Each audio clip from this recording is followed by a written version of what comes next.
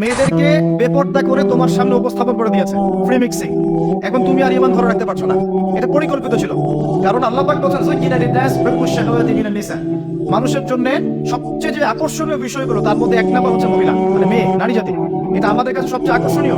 আল্লাহ পাকের সবচেয়ে সুন্দর সৃষ্টিকে মানুষ না, মানুষের মধ্যে আল্লাহ পাকের সবচেয়ে শ্রেষ্ঠ সৃষ্টিকে নারী জাতি। আল্লাহ পাক তাদেরকে সুন্দর করে সৃষ্টি করেছেন, তাই নয় কি? এই কারণে পুরুষদের সবচেয়ে আকর্ষণীয় জায়গা কোনটা?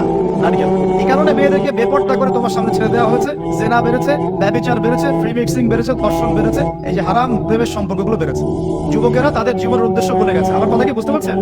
আচ্ছা, এটা এক নাম্বার। দুই, মাদক। মাদক যুবকদের সামনে মাদকের সহজলভ্যতা। চাইলে হাত বাড়ালেই মাদক, হাত বাড়ালেই ইয়াবা, হাত বাড়ালেই ফেন্সিডিল, হাত বাড়ালেই হেরোইন, তাই না? কথা ঠিক না বেঠিক?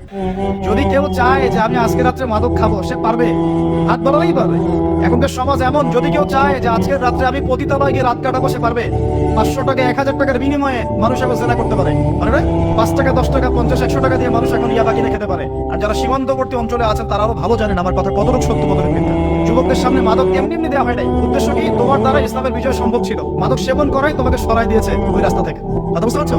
খুব সতর্ক। 3 নাম্বার, জুয়া। জুয়া তোমার সামনে জুয়া দিয়ে দিয়েছে। জুয়া, ফুটবল বিশ্বকাপ হলে জুয়া, আইপিএল হলে জুয়া, বিপিএল হলে জুয়া, ফুটবল ফিফা হলে জুয়া। জুয়া খেলে না মানুষ।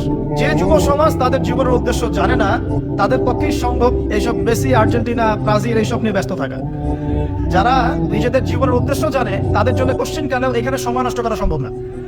দুনিয়ার জীবনটা কি খেলতে বসা? দুনিয়ার জীবনটা কি খেলতে বসার জন্য? আল্লাহ পাক যে হায়াতটা দিয়েছেন, ধরেন 50 60 বা 100 বছর, এই হায়াতটা কে দিয়েছেন? এই সময়টার মালিক কে? তাহলে আল্লাহ যদি সময়ের মালিক হয়, আমি কেন সময় 1 ঘন্টা অপচয় করবো ওখানে বসে বসে? এই সময়টাকে আমার নাকি? সময়টা আমার বাপের নাকি?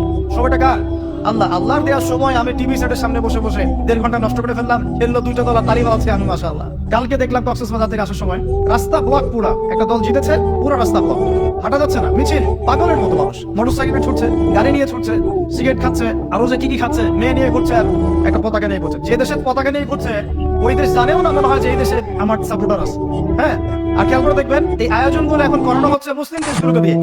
মানে মুসলমানদের অবস্থা দেখলে এখন মনে হচ্ছে সুবহানাল্লাহ, যে হারাম একটা কাজকে জায়েজ করার যে কত তরিকা বের হয়েছে এখন।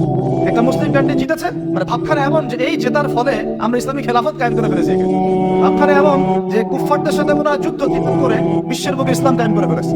ভাবখানে এই স্টেডিয়াম গুলো করতে কত কোটি বিলিয়ন বিলিয়ন ডলার খরচ করতে হয়েছে। কত শ্রমিক যে এই স্টেডিয়াম গুলো বানাতে মারা গেছে তোমরা জানোই। কি হচ্ছে এখানে? পশ্চিমারা আসছে, এনজয় করছে, খেলাধুলা হচ্ছে। বিষয়টা কি জানেন? আমাদেরকে এই খেলাধুলার অহেতুক কাজে ব্যস্ত করে দিয়ে ওরা ওদের এজেন্ডা বাস্তবায়ন করছে।